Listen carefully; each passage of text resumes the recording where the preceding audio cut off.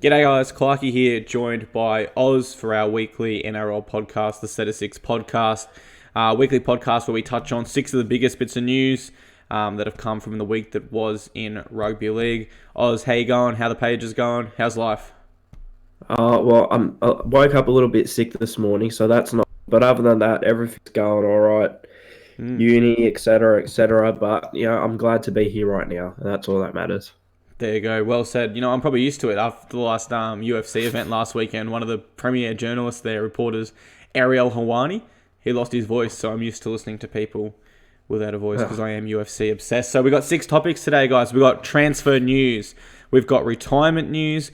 We've got some coaching news. We've got some NRL inconsistencies we'll briefly touch on. We've got James Graham's comments on robot referees. And we'll finish off by giving you our top 8 and who we think just misses out. Let's start things off with transfer news, Oz. We won't muck around, go on this topic too long, and we could be here all day. Josh Kerr offered a 2-year deal by the New Zealand Warriors. What are your thoughts on that? Would he be a big loss to the Dragons? Potentially for the future. Yeah. Not right now, not an immediate one, but for the future, definitely.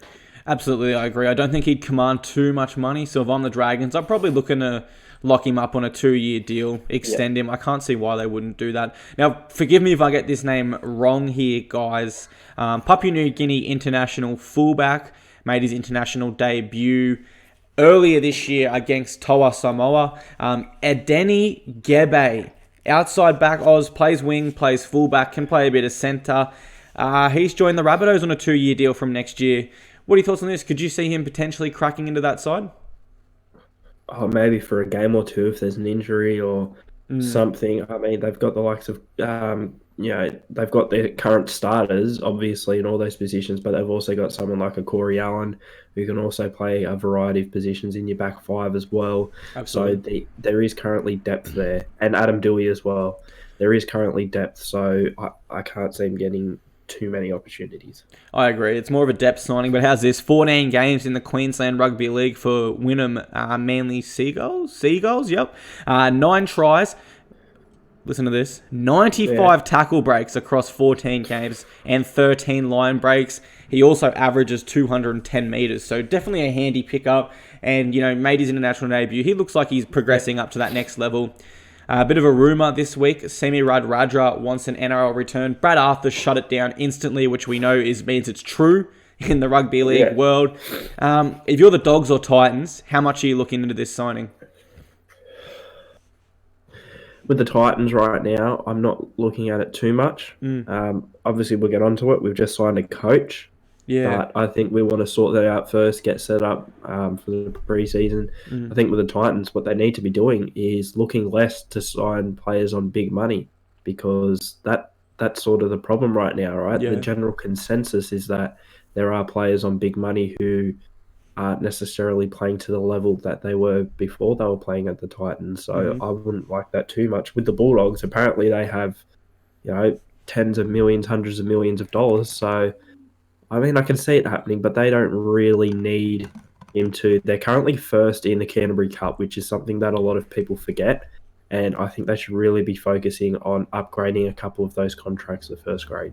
They won Canterbury Cup last year. It's a real weird situation for the Bulldogs. It seems all of their players are too good for Canterbury Cup, New South Wales Cup, for those of you that aren't aware, but just not good enough to cut it in the NRL. Radra's a weird one, Oz, because he's probably worth $1 million now, given he left the game as the best winger. But if the Titans or the Dogs, you need to sign a marquee man. Do you spend that on a winger? I'm not so certain, but Radradra back in the NRL. I hope to see it no matter where. Api Coruscant rumour. Give me 1 sec, Oz. I will get you a quote from Coach Des Hasler. He said, "That's what the salary cap is designed to do, to even out the competition. Wherever Api lands, whether it be here or another club, he's a tremendous player. I think the players are realistic about it these days.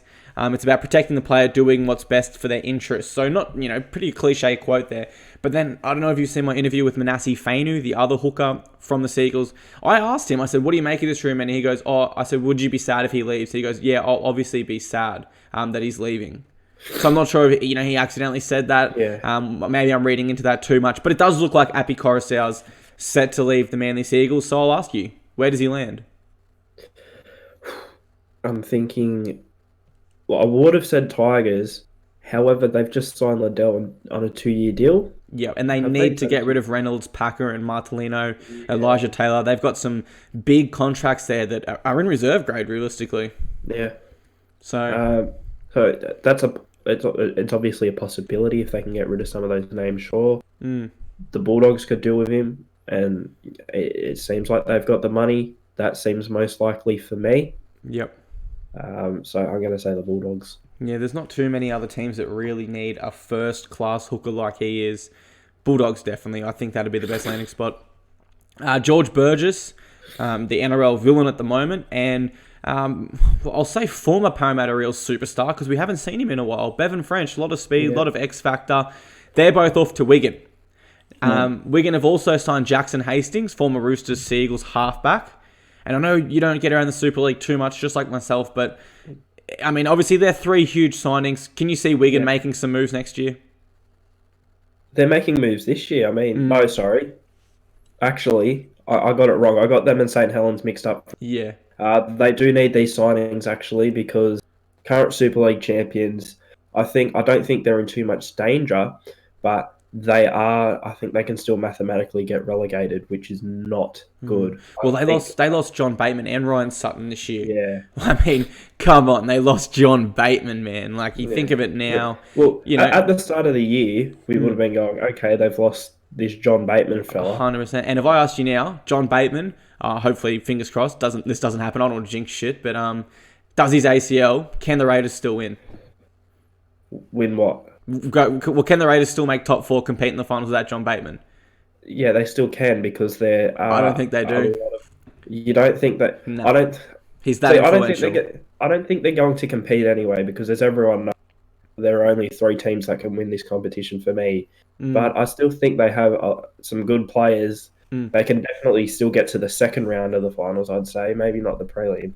Let's not forget there's a young fella called Chanze Nickel-Clodstad still running around there for him, so that helps. Just think John Bateman just lifts to another level for them defensively. All right, regardless whether we agree or disagree there, I'm sure if you're a Wigan fan, you know exactly what you bloody lost, and you're probably pissed about it too. So Burgess, Hastings, Bevan French, 3 big ones, and in my opinion, I see Bevan French really carving up that competition with his speed. Yeah. Corey Oates, he's not sure what's going on. Now, the media have told us multiple times he's re-signed Oz. It's going to be announced soon. The announcement just keeps on not coming, and this is what he said to the media at Broncos training. I hope so. It'd be nice in regards to re-signing. I think it's all getting sorted out now. Hopefully I can stay, but I actually haven't spoken to my manager. I need to ring him. I wouldn't mind knowing where I'm staying or going. I mean, weird quote. Who's lying here? The media? Is his manager telling porkies? Is Oatsy telling porkies? You haven't spoken to your manager? Really? You're off contract in about 5 rounds if the Broncos miss the finals. You don't have a contract, buddy. You're not getting paid. So I don't know who I believe here. I believe Corey Oates. I think the player, first and foremost, is generally... It seems he's a bit concerned that they haven't offered him he seems surprised he seems as surprised as us. He's like, wow, in 5 weeks I could be unemployed and they've not sorted out my contract yet. What's going on? And the biggest thing is he has no motive to lie in this situation, does he? Yep. The media have a motive to lie, if you guys will accept that terminology, because there's a financial implication involved in that story. Oates doesn't gain anything by telling the media this, so I think that's a big point to consider as well. Well, I think he just should be onto his manager a bit more. That's the only negative about Corey Oates. Ultimately, he re-signs, right? I don't see him leaving Broncos. I'm sure you agree. I don't see him leaving the Broncos, but it's a bit worrying that they haven't signed him up already when he is arguably having his best season, especially at the start of the year. So I thought they would have tied him up ages ago, but I don't know. There could be... I see. We don't really know where Brisbane is at financially right now. They're probably fine, but we just don't know. So maybe they could be focusing on re-signing a couple other players, younger players, or extending some players' contracts, etc. Yeah, Xavier Coates, Herbie Farnley. Isn't that interesting? Cody Walker, Luke Keary, Roger Tuivasa-Sheck, Corey Oates. all these names started the year on fire. Takiaho from the Roosters, and they've sort of dwindled off a little bit. I assume that's due to the mental fatigue. I mean, it's been 20 hard weeks in a row now, and they're probably just looking forward to finals, which is why I've always said, when someone gets an injury about round 10 and they're out for 10 rounds, I don't think it's the end of the world for that club, especially if they're a top 8 side, because the player comes in mentally just so much more refreshed than what he would have been. Well, that's for an example, and this is what my dad said to me. Billy Kickow from a couple of weeks ago, obviously getting suspended. He goes, you know what? Even though I don't agree with it, it's a good thing because he'll be back in a couple of weeks. He'll be rested. He'll be ready to go for the finals. So, there are positives to these situations. Obviously, really a player getting suspended or injured is obviously you don't want it to happen. But if it gives them that time to sort of have a mental break from rugby league and then come back in a prime position, ready for the finals, that can be really, really good. But yeah, absolutely. We've got 3 more bits of signing news, guys, transfer news, sorry. Mitch Orbison, Oz. We're in negotiations at the moment about where we stand for next year. I'm really confident something will get sorted. What I do know is I won't be playing for another club or going overseas. Gotta love his loyalty. I think it's an absolute travesty if they don't re-sign him on at least a 1-year deal. And P.S., if they do, Oz, he becomes the Roosters' most capped player. Currently, I think he's on about 270, 280 games. Minicello, 301. So he has a chance to go past Mini, put his name in the Roosters' books forever. They've got to re-sign him, right? Deserves it too. And I tell you what, when he hits that 300, the Roosters better be putting video pack. Absolutely. Making it feel like a big deal. I know he's not a massive name player, but he has done so much for that club. Gone underrated some years. He's done everything for them. He's been there during the lull period. There was a bit of a lull period too where they actually weren't making the finals. I think it was before 2013. There was a bit of a period. I think they made the 2010 grand final, but other than that, there was a period where they just consistently missed the finals. He was there during those times. He's now there during the good times. He's one of the only Roosters players. I don't even know. Maybe Maria Hargreaves and maybe a Taukeiaho were probably around during that period. How many Roosters players can say that they're a one-club man? The Roosters are so lucky to have had a guy who stuck by them all these years, who hasn't played for anyone else beforehand. It's just... He's like a Hindy at the Eels, except he actually got the good times, which Hindy unfortunately never got in his career. Ramian, free to negotiate. Obviously, Chief NRL reporter Chamis put it out, and we've just got an official statement from the Knights about 20 minutes ago. Free to negotiate with rival clubs, 2 clubs that are 15th and 16th right now. They obviously need some marquee. Titans, Dogs. Yeah. How serious do you think they look at him? The Titans don't, as I said, I'm going to have the same argument as I did for the Titans should not be looking really at anyone right now. Do you think he'd be big money though? I think we could get Ramian on $450, and I think he's worth that. One of the Titans' positives this season, for the most part, especially when we did win a couple of games, was the back 5.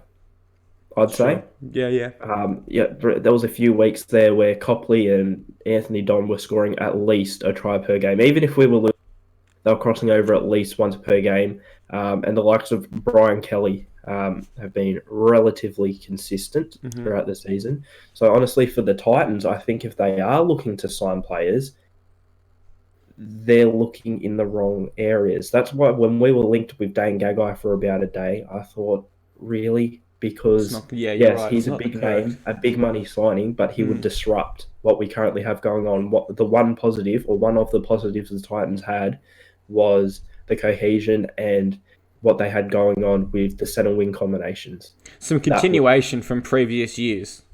Exactly. I want to see a bit of consistency. Like when we signed Shannon Boyd as well. Actually, I'll get into it later because we're going to talk about whole. I don't want to get into it too much now because we'll be here all day. Sure, yeah. Shannon Boyd, pretty bad signing so far. Look, I'm probably dreaming, Oz, but I'm thinking next year, imagine this backline. AJ Brimson, fullback. Copley and Kelly, left side combo. Nene McDonald, Jesse Ramian, right side combo. I know there's that not continuation there from previous years. Incoming coach. Hopefully some sort of roster clean out. And last bit of news. Jaden Brayley to the Newcastle Knights, confirmed on a 3-year deal from 2020. I won't ask you whether you like it or don't like it, because the fact is, if you're a rugby league fan, you like this signing. But what does it mean for Danny Levi? Does he go back to that 14 role, or does he leave the club? I think he might end up leaving the club because he's gotten to a point this season. Like last year, I would have said he'd be happy to drop back to 14, but he's gotten to a point this season in particular where he's sort of cemented his name as a first-grade hooker. I'm not saying he's like one of the best in the world, but he's cemented his name as a first-grade hooker. So he's going to think, okay, I can probably go to another club, maybe a Bulldogs, maybe the Tigers, and have a good chance at starting. So I think he would at least look at his options. I think Tigers is perfect for him. Won't command the biggest paycheck. Yeah. And, there's no question mark over his career whether he is an 80-minute hooker at this stage. But there's certainly the potential to carry Jacob Liddell at the 14 with Danny Levi there. Let's move on to tackle 2, but some retirement news this week. 3 great players retiring. We'll start off with 37-year-old Marcus Antonio Minicello from Sydney, New South Wales, Australia. This big back rower played 1 game for the Sydney Roosters, 85 for South Sydney, 173 for the Gold Coast Titans, 134 for Hull FC, 5 for New South Wales City, and 6 for Italy, taking him over 400 first-class games. How will we remember Mini? How will you remember Mini personally? From the Titans, from what I remember during his time at the Titans, especially when I was younger, he was one of the bigger name signings. He was one of our better players. I remember in that forward pack, we had a decent forward pack with the likes of Luke Bailey in there as well. Luke Bailey, Nate Miles, Luke Douglas, Minicello, Ashley Harrison. And I believe he was consistent, at least at the start, was consistently starting. He was one of the centerpieces in that forward pack. I was there for his last ever game. He scored against the Bulldogs. When would that have been? 2014. He was the captain. He scored off a bat back. Big Mini in the corner. We're obviously used to seeing his brother there a little bit more. But Mark Minicello was great to see. And, it's kind of sad because I think the NRL should be making more notice on this, because at the end of the day, I mean, he did play 250 NRL games. It's not as if this guy's a scrub that played, 5 games, whatever. This guy should be getting more recognition over here. He was a great servant to the Rabbitohs and Titans. I think it's a little bit sad. Would you agree with that? Yeah, definitely. I've not seen the NRL in any form of Australian media report on this yet. I'm a part of the rugby league fans. They're predominantly a Super League fan group, and I saw someone share an article into there. So I went on to Hull FC, had a little look. And it was sort of sad, especially someone that's played over 400 games overall. Yes, I know Cam Smith's done it in the NRL, but if we can, give Cam Smith the praise that he does deserve for playing 400 games, can we not give Mark Minicello anything just because he's not as big a name? Especially as far as longevity goes. 37 years old, still playing and competing at Hull FC, who were in the top 4 of the English Super League ladder, which is very impressive in itself. And for those that would say we haven't reported on it yet, maybe the post will already be out by the time you listen to this podcast. Maybe it won't, but head to both our social medias. We're going to do up a special graphic piece for Mark after this, and make some special mention of some of his career achievements. Robbie Farah retires Oz. A lot of people thought he'd go around one more year with his mate Benji. He says no. He says, I'm done. He says, it's been a blessing to come back to this club and finish my career here. He admits that the opportunity to go out on his terms and not play a year too long was a big thing. He thinks the club is in good hands and the timing is right.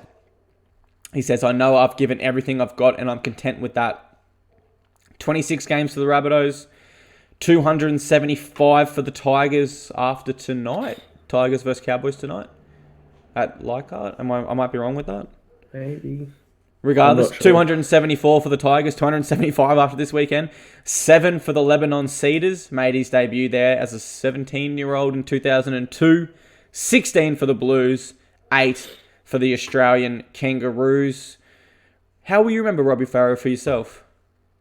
I remember him as a great talent who, I don't know how to word this, but I feel like the whole coaches v Robbie Farah thing at the Tigers did hurt him a bit. It's a stain on an otherwise great career, right? Yeah, Yeah. yeah, because during that time, it seemed in the end he was the coach. It seemed he'd similar to what happened with Jared Hayne at the time with Neil Henry. It seemed that he became more the coach. Now, obviously, we weren't there behind the scenes, so we don't know if this is intentional. We don't know what really happened. But I think that's a little bit of a mark on his career, which has been brought up recently with the comments that he made about Jason Taylor and Rocket Reddy and Rocket Reddy's reply. I disagree with that. I think Robbie should have. I understand why it's good to have a little dig at him because at the end of the day, he's the one that's made the milestone, but he gave them the spotlight for his 300th. Yeah, exactly. And you know what as well? It's like when Rocket Reddy had his reply, people said, "Oh, this is disrespectful to Robbie, etc." Which it is. But the Rocket Reddy wouldn't have made those comments if Robbie Farah hadn't made the Comments It was first. purely just Yeah. replying. You know what I mean? So I don't really like that, and I feel like that should have been put in on the back seat because since then he's come back to the Tigers, had an amazing career overall. But yeah, people who say he wasn't a good player, I feel like they base that a lot off that period, which um, yeah, that doesn't make you a bad player. But No. he was undoubtedly, you look at his accolades, a great player on the field. I just feel like maybe the off field stuff in terms of what happened with coaches may put a little bit of a dint on that because it seems like we've recuperated from that now. Just depends, doesn't it? Rugby league fans have such short memories as far as some things are concerned and Yeah. long memories as far as others are concerned. I've heard people call players shit because they've had 4 bad games. Cody Walker, for example, comments on a post I put up of him recently, he's shit. Okay, do you not remember 8 games in when he had 13 tries, 12 try assists? Like, he's not... Yeah. But then in cases like this, we should be saying, by that, you should be saying Robbie Farah's a great player because he's had a huge year, but instead we're going back 5 years, so I don't know what goes on sometimes. But I was on radio Monday, I got asked, how will I remember his career, Oz? And at first I was honestly, like, I was stumped. I didn't know what to say. And then you start to think, oh crap, people are listening, like, and started to just get some words out. And then it sort of just came naturally to me. He's in the Cameron Smith era. There's so many great hookers from this era that will go down behind Cameron Smith. Jake Friend, Robbie Farah, Danny Badiris. Not so much Danny, but a little bit so. But these are men that, without Cameron Smith, they would be widely recognised as the best hookers in the world. It's just Cameron Smith is just miles above everyone else in the competition currently. But yeah, look, it's the Cameron Smith era, but I'll still put Robbie Farah up there, top 4, top 3, maybe even. I think he's had a great career. Another man who retired, Jeremy Lattimore. Big Jerry from Port Macquarie at 32 years of age. He made his debut in 2009 for the Eels. He played 7 games. 2010, he moved to the Warriors and played 24. 2012, he went to the Dragons. He played 14 games there, sorry. And we have Penrith Panthers, 3 years there, 75 games. He went to the Sharkies for 2017 on a 1-year deal, 19 games. And then the Dragons said, Jerry, come back to us on a 2-year deal. He's played 38 games since. His only representative game was a Prime Minister 13's birth in 2015. And he scored a try in the Prime Minister's 13, so you can't deny Jerry Lattimore. And you know what? Go to this guy's Wikipedia page if you're ever bored. It changes every day. Now it's Jerry Lattimore. Yesterday it was Big Jez. The day before that it was Goat.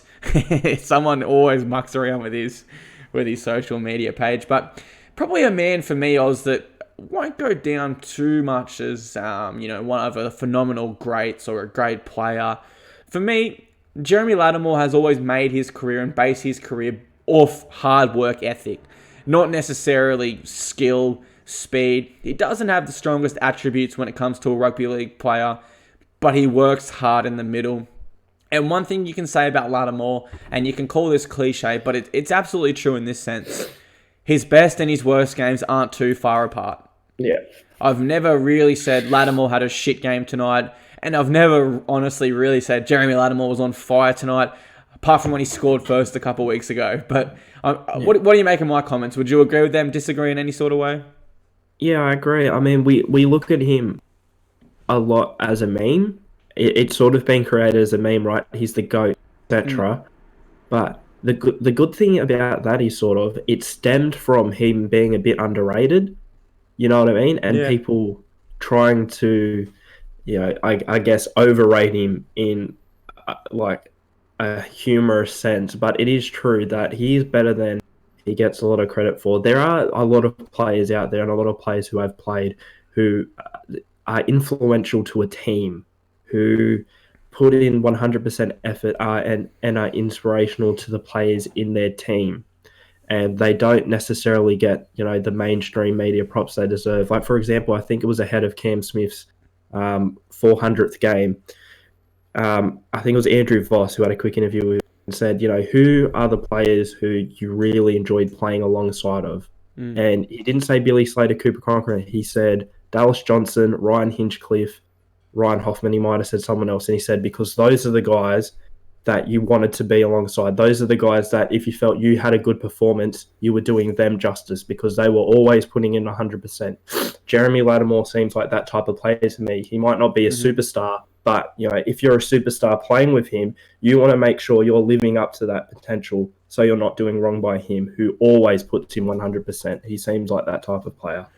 Dallas Johnson, Ryan Hinchcliffe, both great lock forwards, both played at the Melbourne Storm system. And when you spoke about what Cam Smith said there, the first person that come to my mind for the modern person of that is Dale Finucane. Imagine Jeremy Lattimore if he had come through the Storm system his whole career. Do you think he would have had rep honours like Finucane's just discovered? I could see Jeremy Lattimore in a Blues jersey if he had to come through the Storm system his whole career. Because, definitely, as you said, his game is based on what Cameron Smith admires and what Craig Bellamy loves.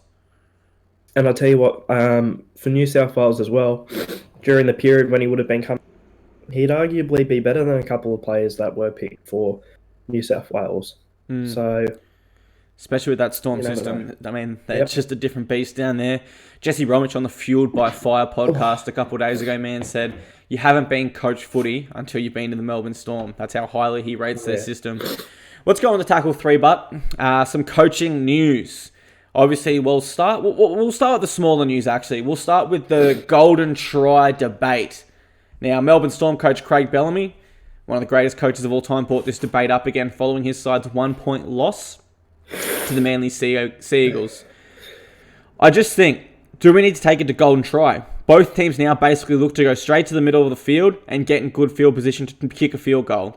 At the end of the day, I'm a bit old school, and I think there's nothing wrong with the draw. But having said that, if we had won on Saturday night, I probably wouldn't be here saying the same thing. But if we're going to hold on to it, perhaps Golden Try would add a little bit more excitement.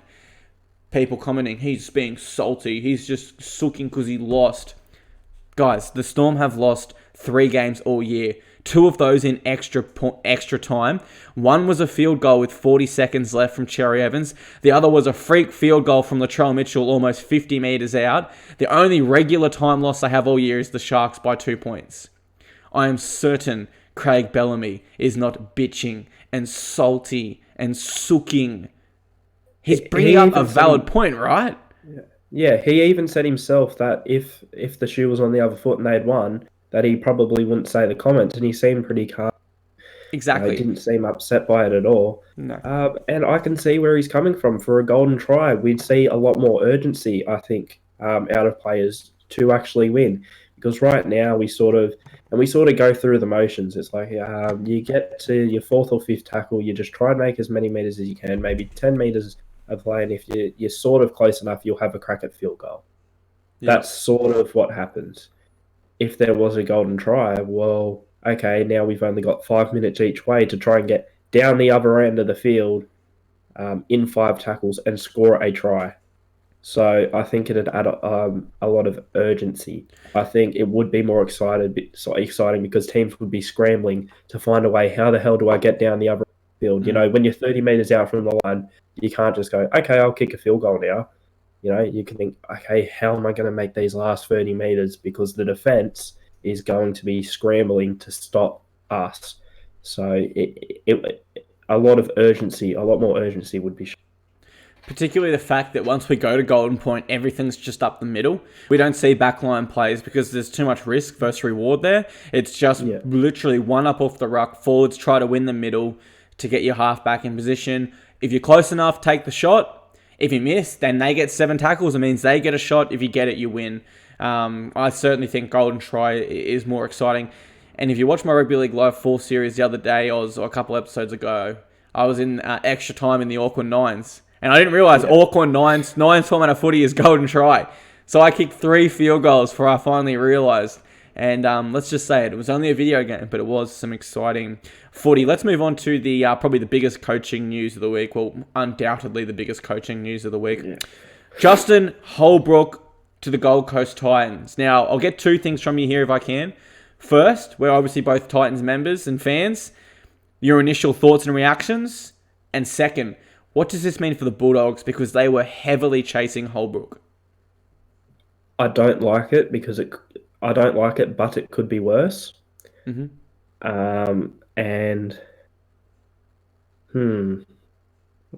Who else is left for the Bulldogs is my next question. Do they stick with Dean Pay? Do they go after Jeff Tuvey? What can they do now? They could go for a Jeff Tuvey or a Tim Sheens, which is who I would have wanted the Titans to go for. Tim Sheens? And that annoys me in a way. Yes, Tim Sheens hasn't coached in the NRL for a very long time. Yes, he was released by Hull KR in the Super League, completely different league, because they're a chance of being relegated. But look at Hull KR's roster, though. Exactly. I can't name you one player from there. Does Albert, remember the old Titans player, Albert Kelly? Yeah, perhaps. Okay, rephrase. I couldn't name 2 players there, where if you put any other roster in front of me, I'd recognise at least 5 players. And you know what? The man has won 4 premierships in the NRL. I think he has made more final series than he hasn't as a coach. I think the majority of the I think he didn't make the final for the Cowboys. I think he might have missed the finals with Canberra once, and I think maybe even missed the finals with the Tigers once. But of course, led them to their maiden premiership in 2005. Yep. He led the Canberra Raiders to their maiden rebuilt them as well from obviously before our time, but from what I've read, he rebuilt that club. He built the Green Machine. I mean, the Green Machine era. It was under Tim Sheens. Mm-hmm. And he doesn't get a lot of props for that. Second most experienced coach, only to Wayne Bennett also. Yeah, I mean, it's ticking a lot of boxes for me. Former Australian Kangaroos coach. If the Bulldogs sign him now, I'm going to be angry. Yeah. Look, for me, with Justin Holbrook, deep down, I know it's not the perfect signing. But at this stage, as a Titans fan, a long-suffering fan at that, like the Titans are the centerpiece of my life. I love the club so much to the point where last week against the Broncos, I was between 2 things. I was between throwing something through my television, sitting there and crying because I'm just sick of this every single week. Instead, I just decided to completely leave the game and just walk out here and work. I literally would have rather sat in this front of my computer and done work than watch that any longer. That's how much the club means to me. And deep down, I know this isn't the right signing, but I'm just holding out with the sense of optimism that Holbrook can do something. And it's fair enough that he's saying all the correct things now. He's saying that I've got a perfect quote from him I uploaded to my column yesterday. If you just give me 1 second. After being appointed head coach, he said, "The ingredients for a truly great club already exist at the Titans, and I'm looking forward to moving to the Gold Coast and playing my part in turning that vision into a reality." How he plans to turn that vision into a reality is by rebuilding the culture. But wait. Didn't we sign Garth Brennan and promise him at least 3 or 4 years to build the culture? Because what happened to that? What happened to, we're going to give you time to build your culture, Garth, and he goes into a season where he loses Jai Arrow for a large part, his captain Ryan James for majority, Ash Taylor, our marquee man, to health issues, this long list of stuff that's gone against him, and we've thrown him out the door. And now we're signing someone with the same amount of NRL experience as Garth Brennan, a big fat 0, And we're saying the exact same things 3 years down the track. It's disgusting. It's frustrating. I probably got a little bit too angry there. Deep down, I know this isn't the correct signing, but I'm just trying to hold on to that top layer of optimism that I suppose every footy fan would have when their team goes through tough times like we are now. It's hard to have that optimism, right? So a lot of people, when I was talking about even Garth Brennan story was, people were saying, oh no, it's the players that aren't putting in the effort, they need a rocket up their ass. Yeah, well, you need the right coach to do that. You need the right coach to inspire the players. You need an experienced, hard-nosed coach. Yeah. And when I think of that, who do you think of? Tim Sheens. He would have gone in there and he would have said, I can't think of anyone in particular, but Tyrone Peachy's been, possibly wants to leave, whatever. He would literally just go up to Tyrone Peachy, say, do you want to be here? Do you want to be here? I don't give a rat's ass who you are. If you don't want to be here, you can leave. And we'll give someone a chance who is actually going to put in an effort for 80 minutes. And again, the biggest difference between what you just said there, Oz, and what happens with the Titans is he took action. We know Tim Sheens will go to that player and take action. Mal Meninga, 3 days ago. The players are on notice that a new era is coming. They can either lift to meet the standards required or make way for someone who will. It's all talk to me. I'm sorry, but it is. It's all talk. That's all it seems to be from this club. And obviously, I've got connections with the club. I'm close to a lot of people within the club. And, I probably not the nicest thing if they heard me saying this right now. But it's the truth, and I think anyone involved with the Titans would know that deep down. It's always talk with this club, and we need action. We just need action. And don't sit there and tell me that the Titans are a graveyard for sporting franchises. We're not. The Titans were a very successful club in 2010, around that era. More successful than, as you put in your columns, the Eels, multiple other clubs. Don't tell me the Titans can't develop their own talent, because we've let go of Payne Haas, David Fafita, Jerome Hughes, Jordan Rapana, Luke Keary, Gavin Cooper. The list just goes on of the players we have not been able to retain. Why? We don't have culture, because it's talk. There's no action. And when the action begins, and hopefully under Holbrook, I don't think it will be, but I'm holding out with a sense of optimism. Hopefully when that action finally ensues and the culture is built, that players like Payne Haas, dude, don't leave the Titans. We're in good hands. Just put into perspective, bro. We kept Jordan Rapana, we kept Jerome Hughes, we kept Luke Keary, we kept Payne Haas, we kept David Fafita. Just imagine that Titans team right now, dude. Just imagine it. It's really sad to think, right? Yeah, and that's why we should be focusing on maybe putting a nursery, because we sign big players, but where are the on-field performances? I mean, honestly, I could probably name on one hand the players in the starting 17 who actually give a damn and actually put in 100% every game. I was going through them in my head. I could name them. Jairo. Michael Gordon, although he's been out for a bit and he may retire at the end of the year. Yep. You got to include AJ? But AJ Brimson. Yep. Tyrone Roberts. What he does doesn't always work, but I tell you what, he tries. Sure. He tries, and that's more than a lot of players. When Kevin Proctor was seemingly having a go at him at halftime the other day, and this isn't anything personal about Kevin Proctor, I was disgusted because it could almost be the other way around. You know what I mean? Mm-hmm. At least Tyrone, even if it's not coming off, at least he's having a more you can say about a lot of the players. Who else? Mo Fodawaker. Yeah. Fodawaker, because he's young. Mm-hmm. He feels like he still hasn't earned his spot in the team, you know what I mean? He still feels he could be in danger of dropping to reserve grade because he's not on a lot of money. He's not a big-name player, so he's putting in 100%. Ryan James before his injury. Ryan James before his injury too. I actually had forgotten about Ryan James. Shame on me for that. Probably Jared Wallace as well. He does try so hard. He does try. So those are a few players. Other than that, I just don't know. I would be happy if the Titans had a reserve grade side, right? 17 players, reserve graders, that put in 100% every week, even if we were coming last. But right now, we have players who could be playing a lot better and just aren't doing it. And it disgusts me even more that after when our CEO comes out and says, if we don't see some form of on-field success over the next couple of years, that could be it for the Titans. That doesn't inspire them enough. So what you're telling me is if then those players do not put in 100% effort every week after that has been said, what it says to me is that they don't care if this club goes under. No. They don't care. Like, I don't know. Look, it's tough. I reckon we should move on to tackle 4 before this becomes the set of 6 Titans bitching podcast, to be honest. Yeah. But I'm sure everyone at home, anyway. I'm sure everyone at home, that's whether you're listening via Spotify, Apple Podcasts, or whatever, or watching YouTube, you get the point there. It's tough times for the Titans, and hopefully Holbrook is the man to bring us out, but we're not so convinced as long-time fans.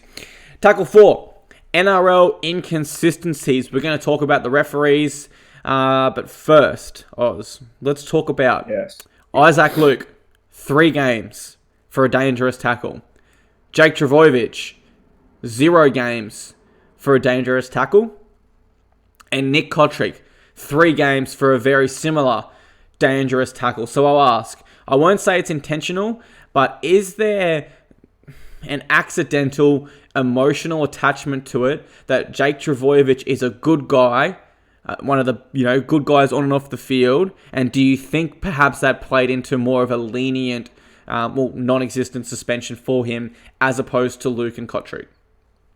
Maybe, and I'm not saying that the Jake Trbojevic decision was correct, but I'm saying from what we've seen in the past, they got the Jake Trbojevic decision more correct than they did the Nick Kotrick one, if we are looking at consistency and what has been ruled in the past. How many weeks would you have given Nick Kotrick? Nick Kotrick, probably around the same, maybe 1 or 2. Yep. But I wouldn't have sent him off. I agree. Jake Trbojevic, how many would you have given him? About the same, about 2. 1 or 2, I agree. And Isaac Luke, obviously he would have got 2, but he tried to challenge it. 1 or 2 for me also, would you agree? Yep, 1 or 2.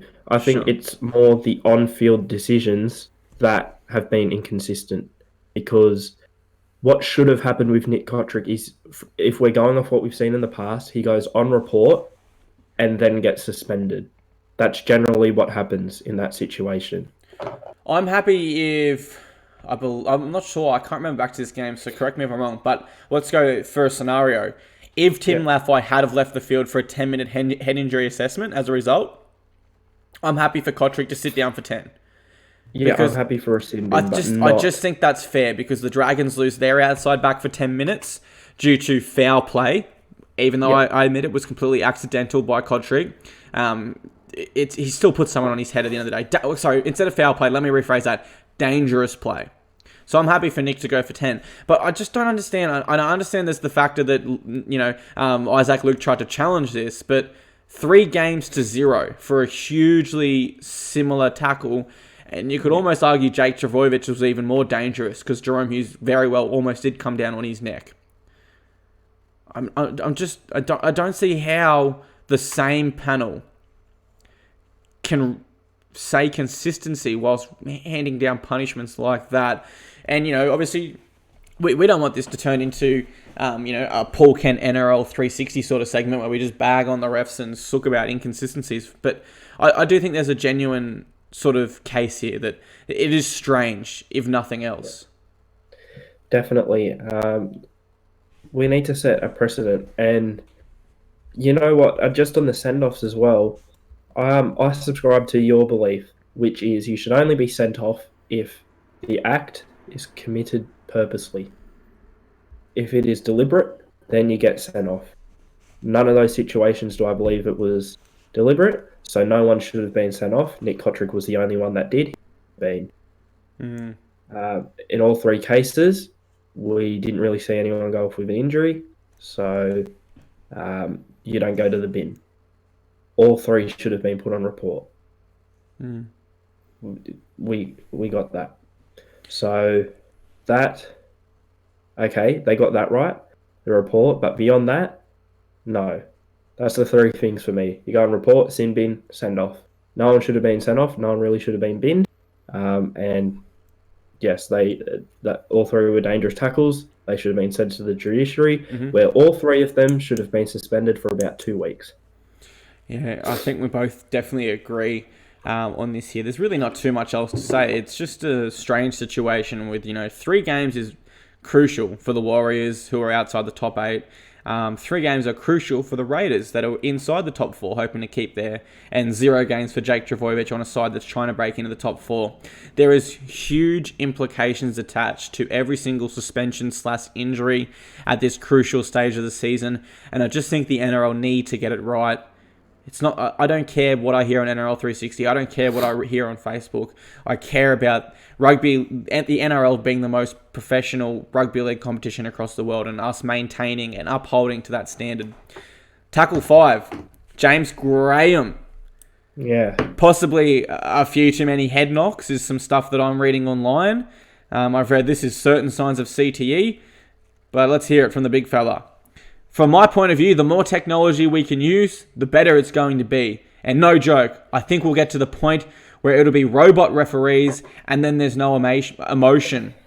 I'll let you read this last part in your best James Graham accent for me. There's no Cameron Smith to influence them. Over to you. I'll just do the little knuckle bit. I'm not going to try a James Graham accent, just letting you guys know so you can... Give it a go.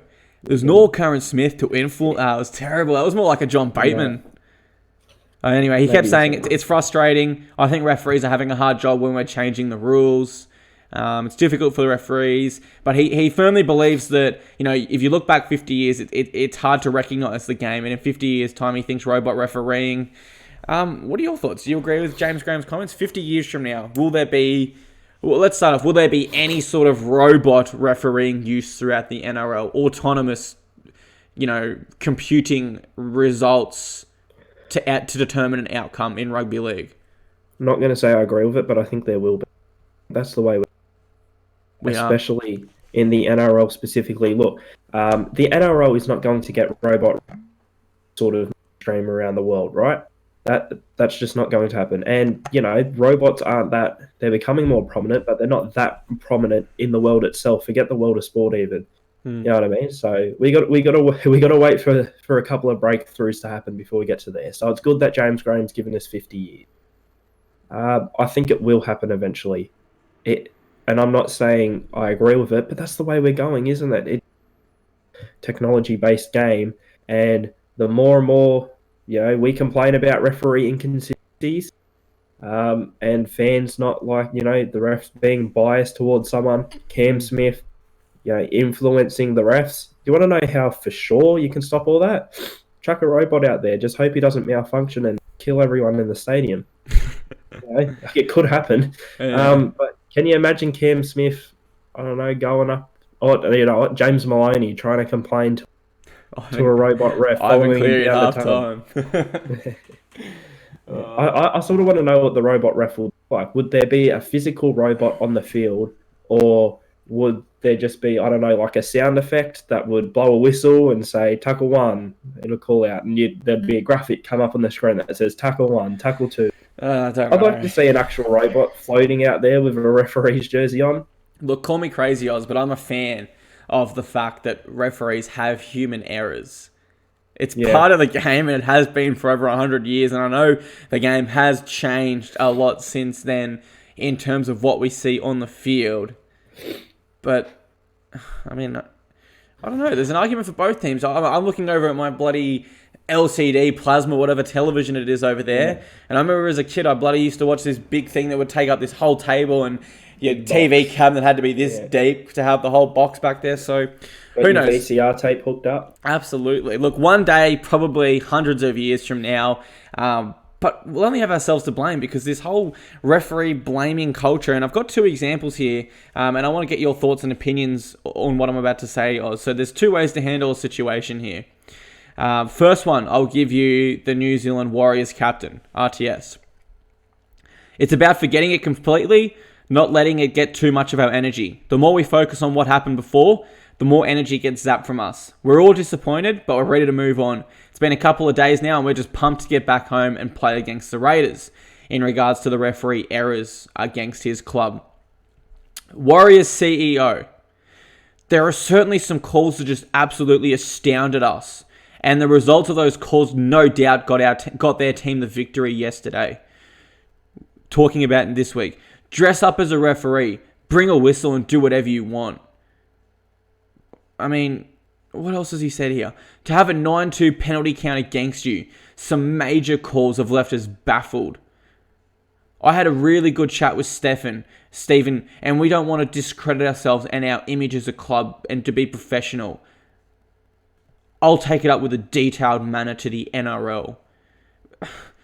Bro, you are the CEO of the only professional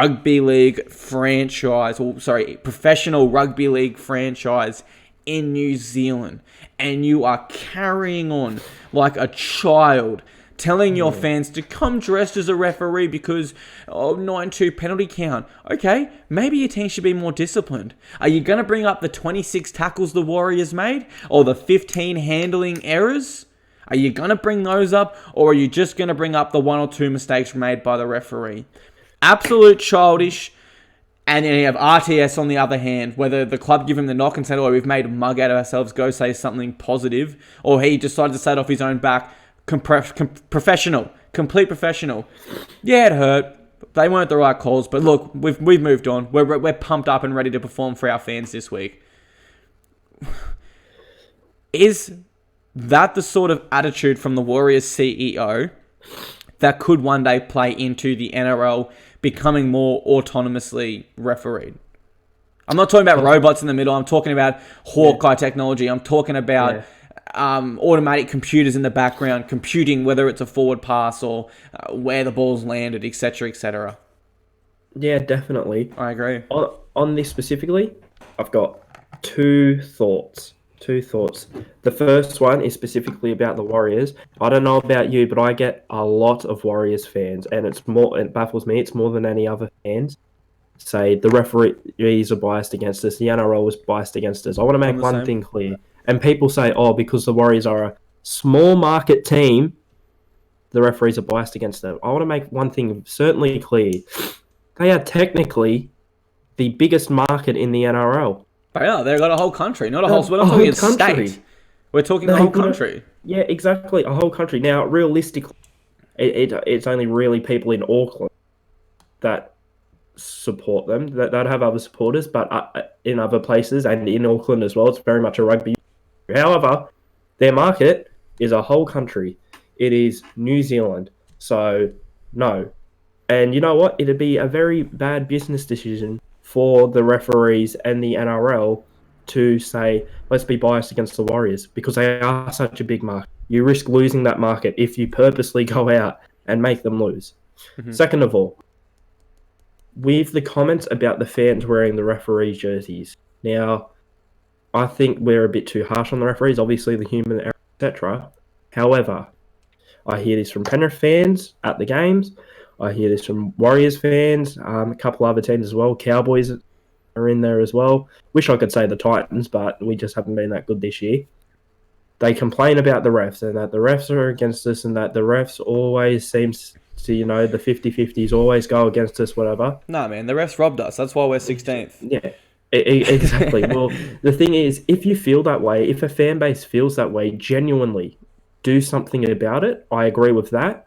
The fan base just obviously don't run onto the field and start bashing the referee or anything. But I mean, if you genuinely, really, passionately feel this way, if you're serious about it as a fan base, I don't know, at the 30-minute mark of the game, stand up and leave or something. I remember, I think it was in the A-League, and I'm not sure if it was to do with referees. It might have been to do with the FFA, which is their version of the NRL.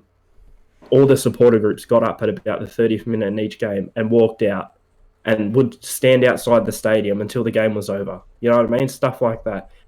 And they got a relative amount of results from that. So if you do genuinely feel this way, I don't know how they fix the referee's problem, but to show the NRL we seriously have a problem with referees being inconsistent, etc. If you truly feel that way, do something about it. Maybe wear a referee shirt. It shouldn't be the CEO that's advising this. I 100% disagree with the comments because it was the CEO. But if you genuinely feel this way, get together. There's fan groups on Facebook for every single club, multiple fan groups. A petition, a letter to the NRL which gets 1,000 signatures. There's certainly more professional ways, right? Exactly. And, as I said, if the petitions don't work, whatever, or if you're not being then don't just go onto Facebook. They are.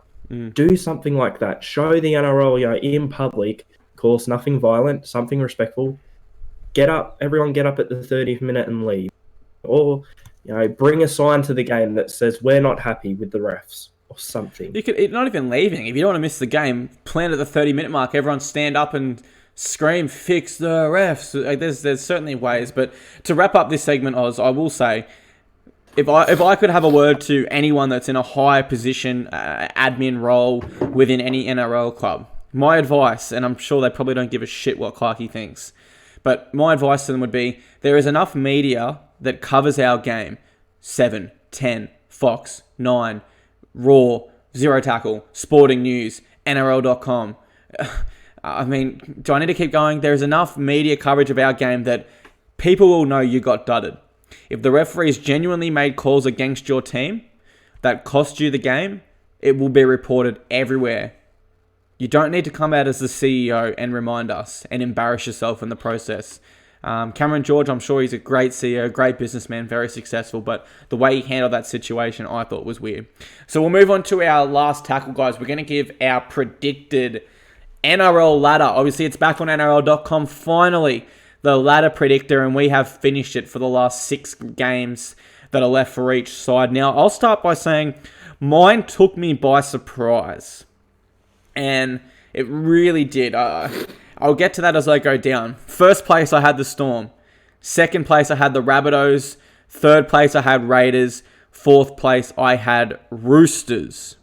Now, the top 4, not so much surprising, so I'll pause there and I'll grab your top 4. First place, the Melbourne Storm on 48 points. Second place, the South Sydney Rabbitohs on 46. Third, the Sydney Roosters on 42. And fourth, the Canberra Raiders on 40. That 4 teams hitting that 40 mark. Don't know if we've seen that before, but... Not sure either, yeah.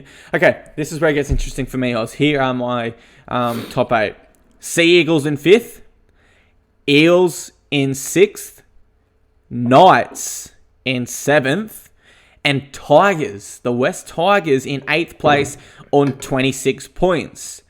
Now, I know everyone straight away is thinking, how do the Panthers miss out on the finals? Well, it's simple, guys. They finish on 26 points also, but they're 4 against from their terrible start to the year cost them. The Tigers are negative 46. The Panthers are negative 57. And I'm sure the next biggest question people have is, how do the Broncos miss out? They're on 25 points because of that draw. That 1 point will cost them, I believe. And the Tigers are on, remember, they're 8th on 26 points. If the Broncos had have won that game and not drawn, they would also be on 26 with a better 4 against. So they would go into the top 8 there. But that draw is really going to cost them, I think. And to finish off, I got the Sharks on 22 points and Cowboys on 18 points for my for my 9th to 12th there. So what's your top 8 look like? Talk me through it.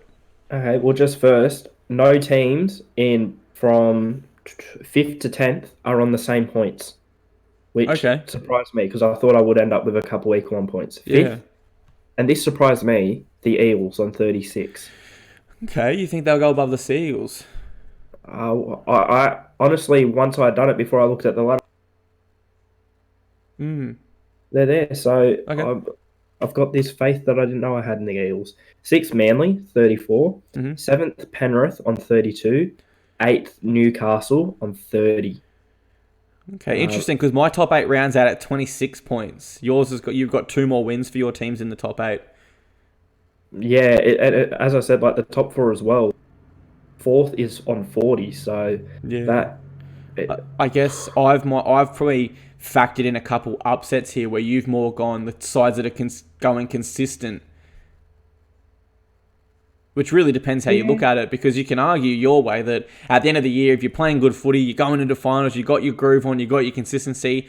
But I've sort of factored in a little bit here that, Cowboys are 12th, their season's over, but we've seen it in past years. 2 years ago, the Bulldogs beat the Dragons to kick them out of the top 8, 2017. Yeah. We've seen these Well, bottom sides improve drastically at the end of the year. yeah. And it's not to Looking say at history will repeat itself, but I've just made my yeah, predictions sort of off no, that. well, looking at my one, I do sort of agree because the only team in some sort of form that is in my 8 is Newcastle because I think they've got the squad, and if they do they're like a shark that can smell blood in water. If they get a win, I think they can, they can kill the fish, for example. But from 9th to 12th, 9th, I've got the Tigers on 28.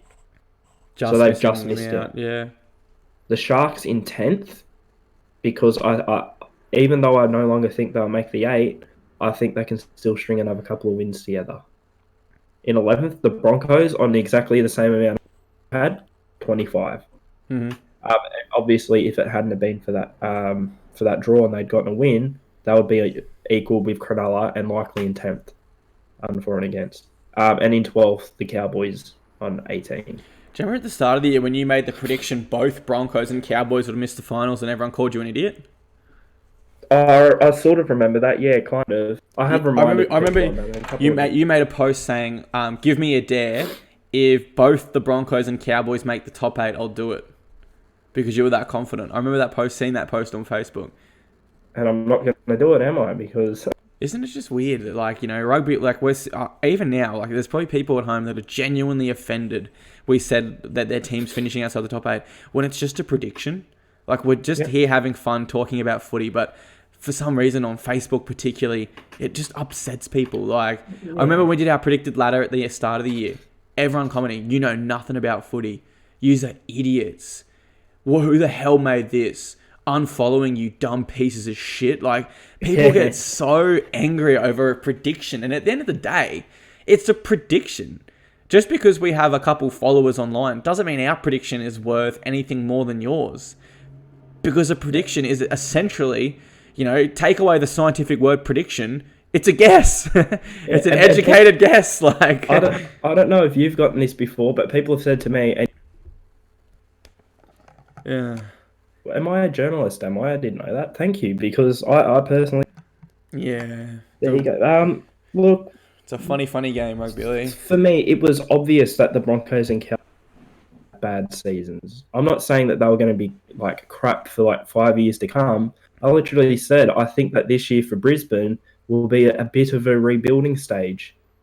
It's not as big a one, but I think it would be because... And people saying, Payne Haas, Tavita Pangai Jr., David Fifita. Yeah, they're all great. They've all got a lot of potential, but especially Fifita and Haas hadn't played a full season in the NRL before. And the thing is, there was too much potential, too much youth, that especially in that forward pack, there were not enough leaders, to show them the way.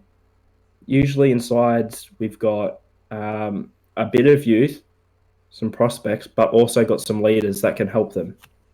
So that was the main thing for me. You brought up a good thing from my column I wrote last night. Osako declared they're a top 8 side, and I sort of went back to yours, predicting they'd miss it. I said 2019 was always going to be a tough year for the club after they elected to release Cody Nikorima, James Roberts, Jaden Sewer, Jordan Kahu, and Josh Maguire. They also lost Corbin Sims to the Dragons and Sam Thaiday to retirement.